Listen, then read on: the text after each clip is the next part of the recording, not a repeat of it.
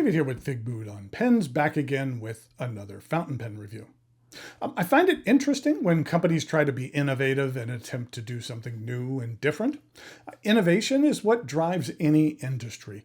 Innovation is what took us from the dip pen to the fountain pen. Sometimes innovation is needed, and other times you end up with new Coke. But at least I like it when an attempt is made, especially in the fountain pen world. So what I have for you today is what I believe to be a new innovation, which is a fountain pen with an adjustable section.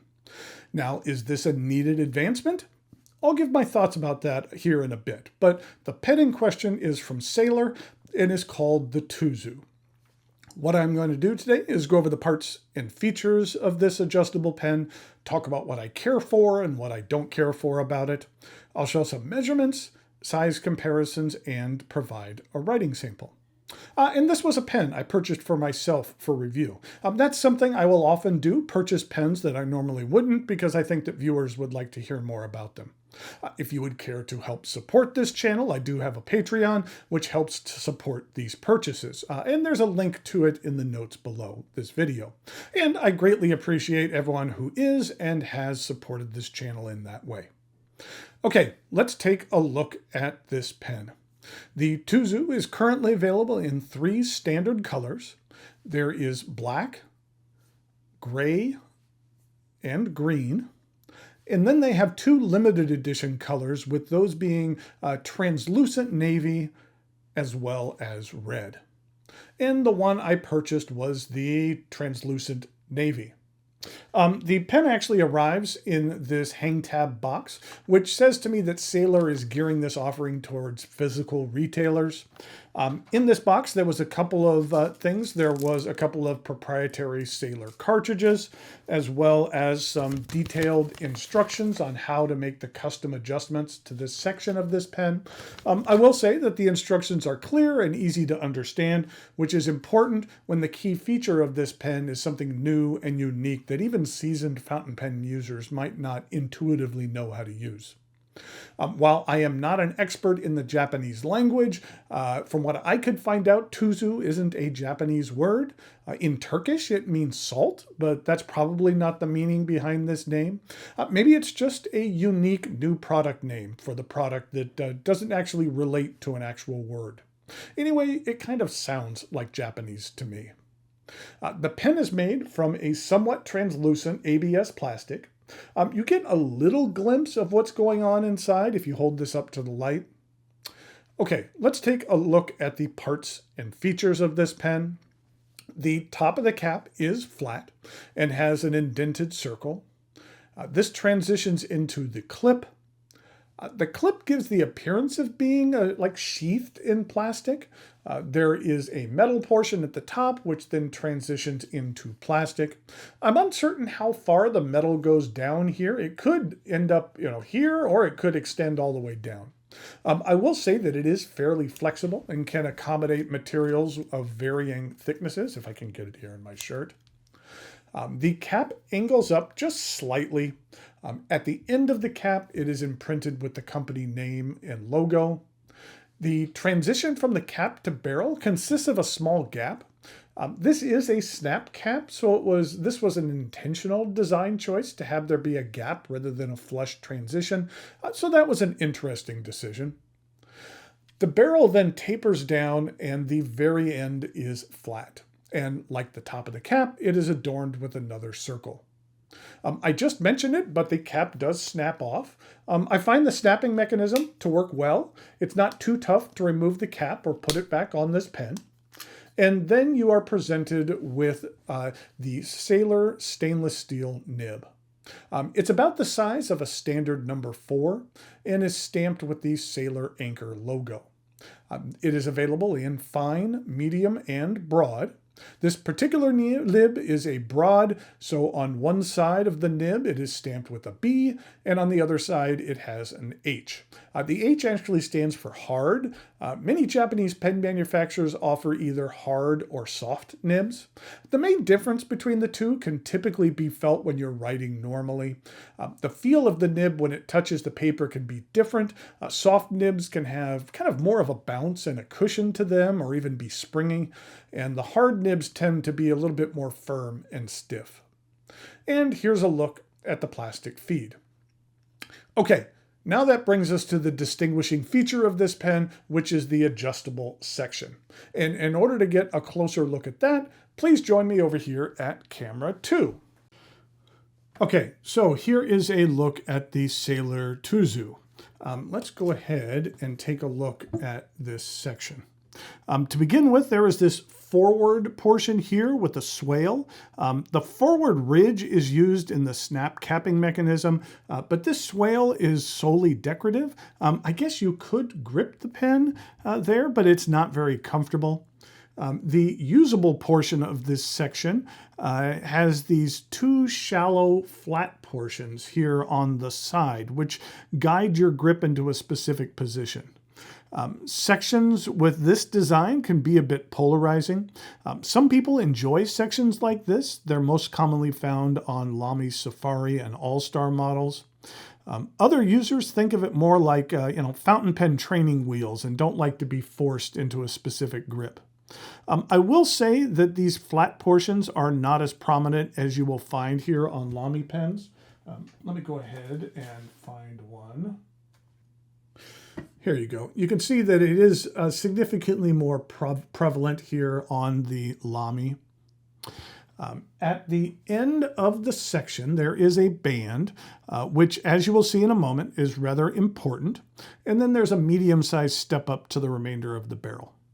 Okay, in regard to the adjustable nature of this section, the idea is that, let's say that you naturally grip your pen with the nib at a slight angle. Okay, the idea is that, let's say you naturally grip your pen with the nib at a slight angle. This puts the nib in a less than ideal writing position. This pen gives the ability to you to adjust the section so the nib can always be in the ideal writing position. And let me show you how that's done. First of all, this is a cartridge converter pen. As I showed you earlier, it does come with a couple of Sailor cartridges, and a converter is included as well. Please remember that Sailor utilizes a proprietary size of converters and cartridges, so if you want to purchase additional cartridges for this pen, you need to make sure that you're purchasing those under the Sailor brand. There are little holes in the back of the barrel here, so eyedropping this pen would be a very bad idea. Okay, now for the section. What you need to do first is unscrew this band. Now, you don't need to unscrew it, maybe only about halfway, but it does unscrew all the way off, even though you don't need to unscrew it all the way off. Let me get it back on there. There we go. What am I doing here? There we go. There, it's back on here. And what you do is you pull the section back. And once you have done that, you can see that it reveals these little lines as well as little indentations that are there in the middle of the section. And so what happens is that these lines match up with the grooves of the section. And you could rotate this as much as you would like, and then slide it back and tighten it down. So let's say, let me get this in the right position. So let's say this is the standard position, but yet you hold your pen just a little bit tilted to the right. What you could do is you could adjust that 10 degrees, and so that then when you are gripping the pen, let me go ahead and tighten this down. Is that really only 10 degrees? Yeah, that was the first one. So that's 10 degrees.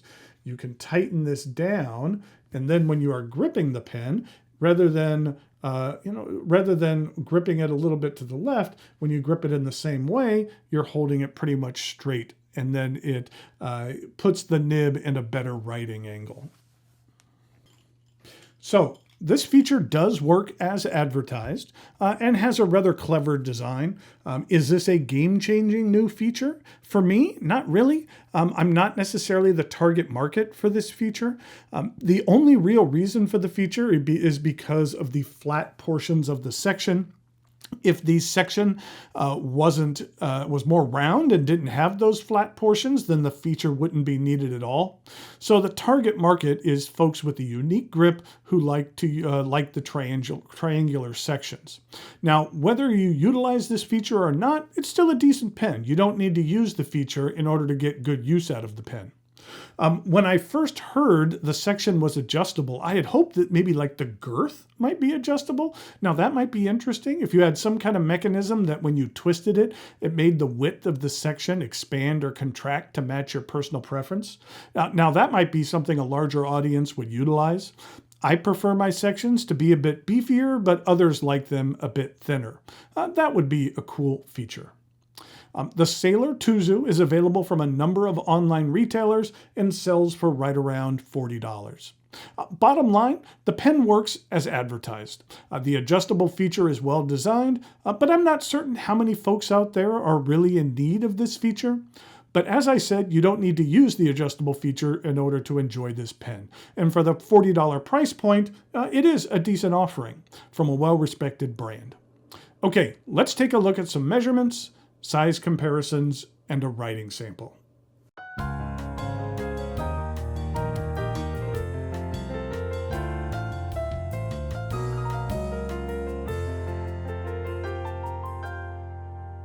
Okay, here we have some size comparisons for the Sailor Tuzu. In regard to a couple of other Sailor pens, this is a Sailor Pro Gear Slim, and then this is a standard Sailor Pro Gear. Then we have a Pro Gear 2, which is just a little bit longer than a standard Pro Gear. Then we have a Sailor 1911 standard size.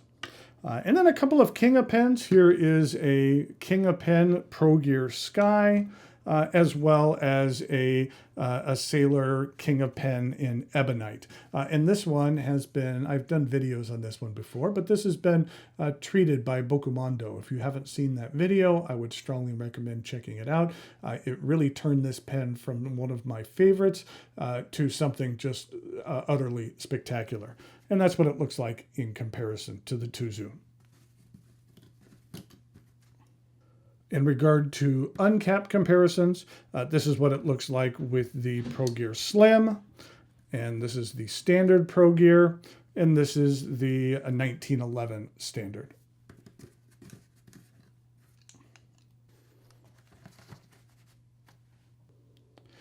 Okay, here we go with the writing sample for the Sailor Tuzu. This is a broad stainless steel nib, and the ink I'm using is one of my favorite Sailor inks, which is Sailor Gentle Grenade. This is what the ink looks like. It's a nice kind of a darker brown or darker red with some kind of goldish sheen to it. It looks somewhat similar to the Venta Sandugo, but that one has significantly more sheen to it. And this is what it looks like with Private Reserve's Vampire Red. And then this is what the bottles look like. It's not my favorite design of the bottle. It can be really hard to get the ink out of here sometimes. I have a tendency to decant these into different bottles, but Sailor makes some awesome ink. And here we go with the rest of the writing sample.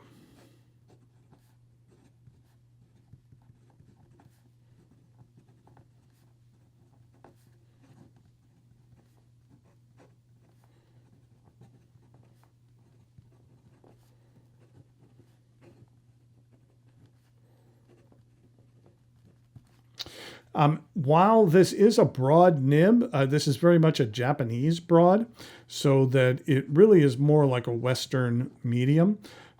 And the ink flow on this nib is decent and kind of more like a Western medium. In regard to reverse writing,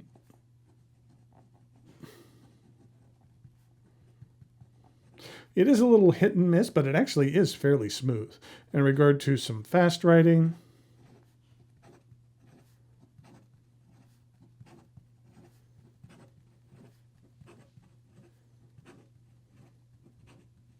the feed does a good job of keeping up. So there we have the Sailor Tuzu.